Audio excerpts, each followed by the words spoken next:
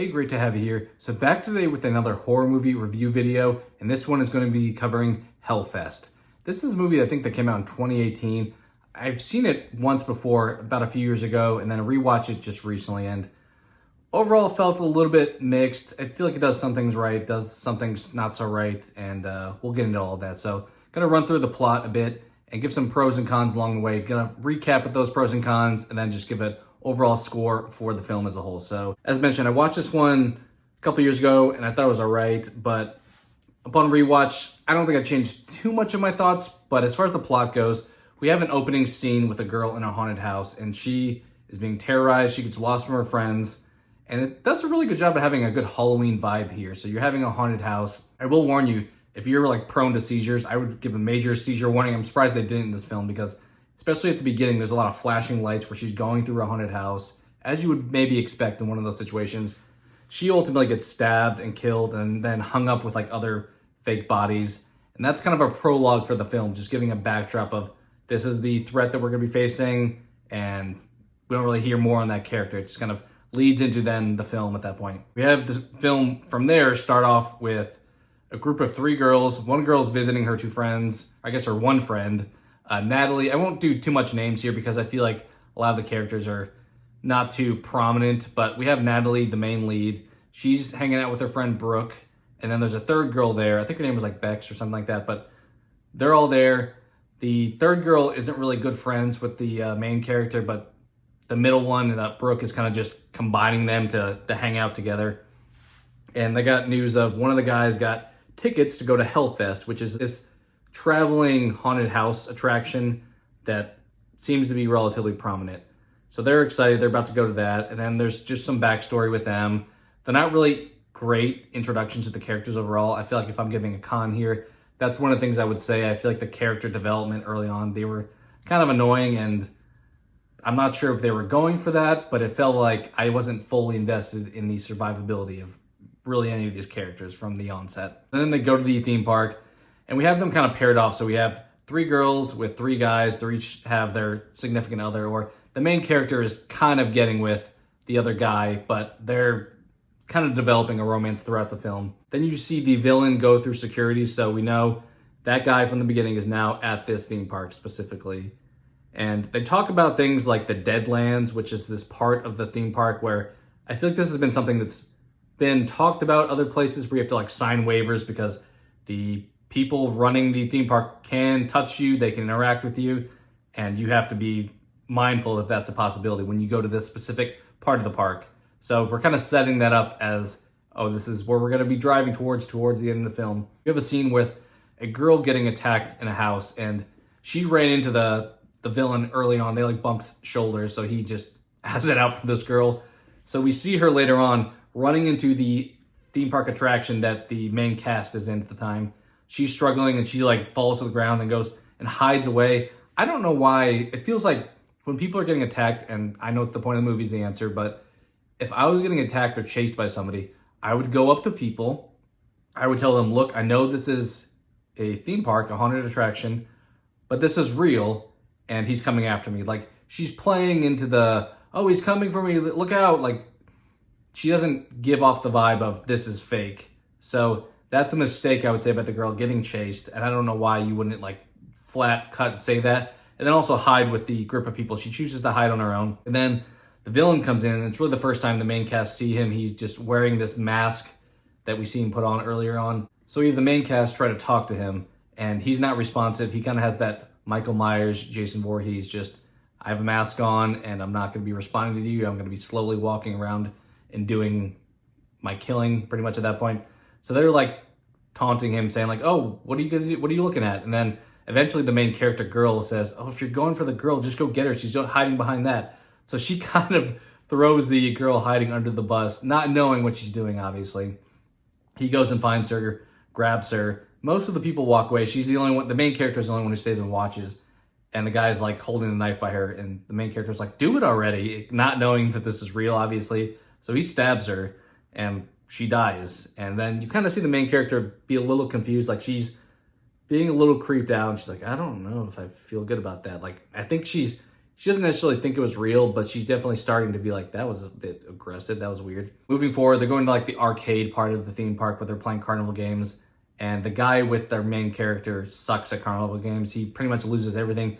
He wants to get her a stuffed animal or a prize, and he just fails at all of them. So definitely doesn't live up to delivering on that. And then they go to the photo booth where they wind up kissing and they have like their kind of moment with each other. I think the actors do a pretty good job here. I feel like of being that awkward. I don't really know you well, but I kind of like you. Decent job as far as believing this is how you would act when you're trying to get to know somebody. So then you have the killer go grab the pictures from the photo booth, and one of the friends, Brooke, she sees it. She tries to like chase him and she can't find him. They know that the photos were taken by the villain at that point. Then they're going to go to this other part of the park I mentioned, the Deadlands.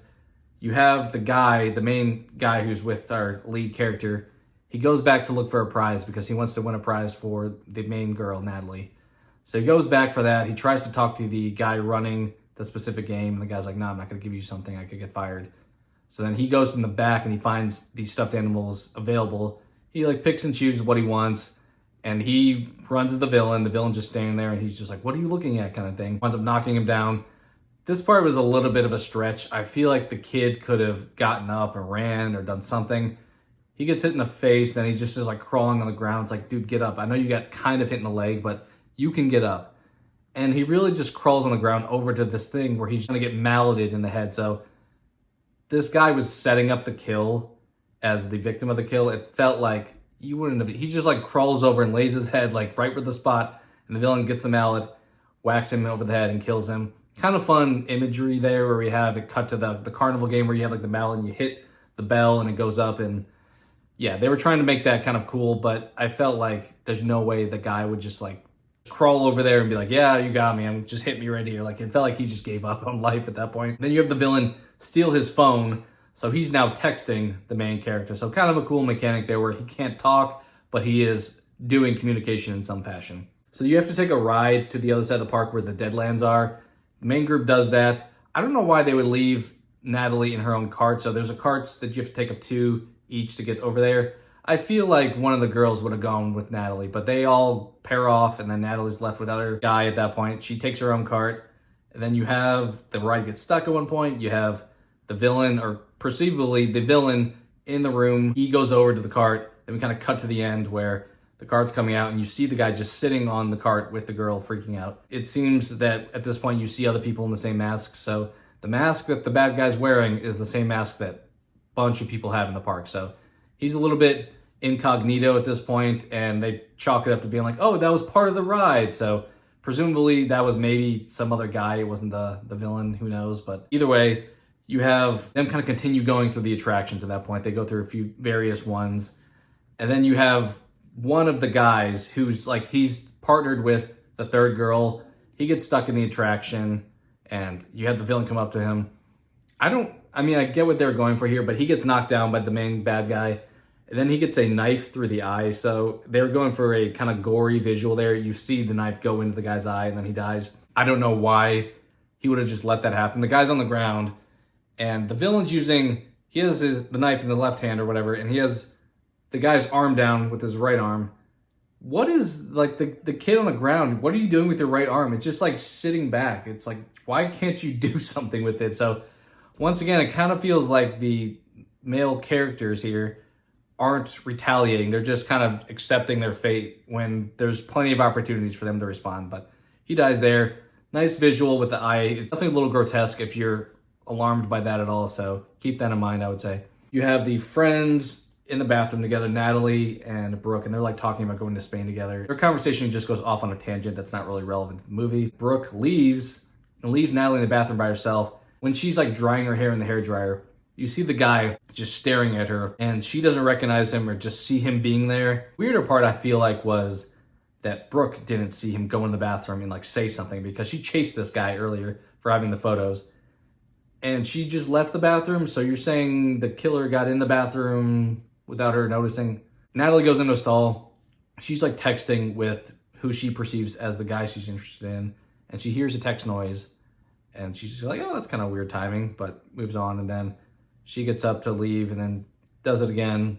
here's another text. So at that point, it's like, this is not a coincidence. The phone is outside. And then you see the boots of the guy in front of the stall. He's like shaking it. She tries to call 911. I don't know what that was going to do, but I still think it's unbelievable that they had no cell service. She was just texting this guy and suddenly she can't make a phone call.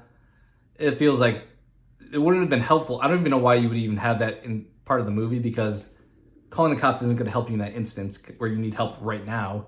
And then secondarily, she was just texting. So it doesn't make a whole lot of sense. She winds up going underneath the stalls and essentially getting out, and she gets grabbed a little bit, but they wind up calling security, and the guy's like, what does the guy look like? And she's like, can't describe it. And he's like, was somebody hurt? Were you hurt at all? And she wasn't. So he can't do much. She realizes you're in the part of the park where people are going to mess with you, and this doesn't seem like a crime happened, so I can't do anything about it. So thought that was fair, because from his point of view, he's just trying to do his job, and this happens probably frequently in his position. So felt like that was reasonable for him to respond that way. The louder girl, the third girl, she has agreed to go do this skit with the theme park up on stage. I feel like this was a little unbelievable. If they're doing a skit where there's like risks involved, they're not going to bring a park goer up there. I feel like they're going to have a stage person doing it. Either way, they choose to do that. Kind of cool. We get a Tony Todd presence here. So he's an iconic horror movie character, just actor overall, and just feel like it was cool to see his presence there. They do this thing where they pretend to cut her head off, and the head goes flying. Super big coincidence that the head that went flying looks just like the character. It's like, how would they have had a prop of somebody that they didn't know was going to be picked for this? Maybe they picked somebody that coincidentally looked like them. I don't know, but it felt like you would have had somebody had to be part of the show to make that happen so effectively. So that happens. She's in the back room now, though, and she's like, hey, let me out. And the guy's like, you got this, right? And the dude with the mask is like, And he takes it off. Of course, it's the villain. He was wearing like another black hood over it previously. So we see it's him, and the girl's freaking out. She knows it's him too. And then he locks her down tighter and tries to cut her head off with the thing. He drops it, and it stops on her head, and it cuts her a lot on her neck, but it's clearly a prop, which was cool that they didn't just have it be a real knife, because I was going to say, like, you wouldn't have had like a really sharp blade as part of the show, I would guess. So it gets stuck there, cuts her a lot. He lifts it back up because he's like, let's do it again, because we're going to get a little bit deeper now. When he's doing that, she gets out, she runs away. I don't know how this happens, but he catches up to her and like grabs her and stabs her. And then one of the friends, the boyfriend of Brooke, the second girl, he goes over there and he gets stabbed too. So 2 people die right there. So now of the original 6, we're just left with Natalie and Brooke, the 2 friends, and all chaos is kind of happening at this point in time. You see people run around, security's like, we need to shut down the park. Then for some reason you have the 2 girls that are still alive at this point. Instead of running to security or going to a group of people or doing something where there's less likely a chance of being attacked individually, they decide to run into another attraction just by themselves, which it just feels like that's exactly what the villain would have wanted. He goes in there after them. He like breaks the handle off somehow with one of his devices. Like the handle just snaps off. I'm like, all right, I guess they're locked in there now. And then you see these like laser traps on the floor. They figure out, hey, these get activated by touching them. So you realize that's probably going to play into the ending where they're going to touch it, or maybe he'll touch it and they'll know where he's at. Something with that's going to come into play. And they're hiding a bunch. This is kind of a drawn out scene as for a finale, I would say. The friend gets slashed in the leg at one point. And then somehow they dress up in costumes. Like, as they're running away, slashed leg, there's a room with a bunch of people with white masks, and they just get dressed up, and they blend in. I'm like, okay, how would you have done that fast? I get he's, like, walking slow, but you just got slashed, and you're not that much faster than him. But that's okay. He goes in there. I don't know why he doesn't just swing at everybody in there, but he specifically picks one out and chooses wrong. And then you have the lead girl come out, and she, like, hits him with the piece of wood or something. It's, like, the cheapest thing ever, and whacks him with it. He goes down. Then he gets up and he hits her back. And he's chasing after the girl that got away, Brooke, who's like cut and like running away. He finally starts to run here. This is like the first time in the movie. He's like, you see him briefly run down a hallway. So he's getting a move on at this point. And then you have the lead girl come out of a laser trap. So here's where it comes to full circle. He's going after Brooke. He's walking through these things that are setting off traps, and they're like laughing. It's kind of a cool cinematic scene. He pops one, and I don't know how she would have known how this would have worked, but Natalie is in one of the traps that comes out when he sets it off, and she attacks him and slashes at him with a knife. He goes down and gets hurt. Then she goes and grabs Brooke, and they try to get away. They go towards kind of the back more. The cops roll in at the right time. They come in, they see them there, they're like, hands up, and then they run in there, try to find him. Villain gets away. I don't know how he got out of the house when the cops surround the place right away and turn all the lights on, but he gets out of it, so that's what happens. And we have the two girls survive at the end, and they're fine, I guess, at that point. Then we cut to the end where the villain hangs up his mask, and you see other masks in the area that he's been hanging this up at. So he's done this before, obviously. He sets the photo booth photos in there too. I don't know if that means like, I'll be back for you or what he's trying to do there. But then we kind of cut to, it's kind of a cool ending. So with this character, we don't need to know his backstory really because he's just a slasher. He's not somebody, it's not like a whodunit. He's not involved in any of the friend interactions directly. We cut to a girl on a couch. He's like walking in and she's like, oh, hey, daddy. And so it kind of gives the image of just a regular guy, and he does this creepy messed up stuff. And he has like a stuffed animal that he gives to his girl. So he seems just to be like a regular dude, and he likes to get his kicks by going to theme parks dressed up and slashing people. So I think they were trying to go for something there, saying that's just a regular dude, so this can happen to anybody. But that's how the film concludes. Overall, if I'm giving pros and cons, I'll cover a few of them that I addressed already. But pros, I think it's a fair idea to have people die where, like, if you're at a theme park, you think it's fake, you think it's part of the show. So I think it can work in that setting because you're not expecting it to be real life. That's why I think somebody should say, hey, this is real. I think the relationship with the main girl and the guy she's interested in is pretty strong. They're kind of very awkward, and I believe that awkwardness because they're getting to know each other. It works overall. And then Tony Todd is just iconic to have in any movie, so having him included here was awesome to see. As far as cons, I mentioned this already, but I think the introduction to characters, they're extremely unlikable. I don't really get to like any of them as the story progresses. Some of them are okay, but it's not something, you're not really rooting for anyone to survive. The guy's getting killed, so the first guy and the second guy, I feel like you easily could have survived, and they're just like setting themselves up to die. He's like laying there on the mallet to get hit in the head. The other guy's just not using his body to try to fight off the guy. He's just sitting there, yeah, stab me in the eye. He called Phil in the bathroom thing. I thought that was a little bit goofy, like you just texted. And why you call the cops? Why won't you call your friend who's like outside the room at that point in time? And then even in the Deadlands, I don't think they would have ever done the situation where they bring a customer up to be involved in this pretend chopping off. And it happens to have the head that looks just like her. Okay. Overall, I feel like the plot was just kind of aimless at that point in the movie. Like, we're just progressing, and then we just had the villain just start stabbing people. Like, all right, we gotta end this thing.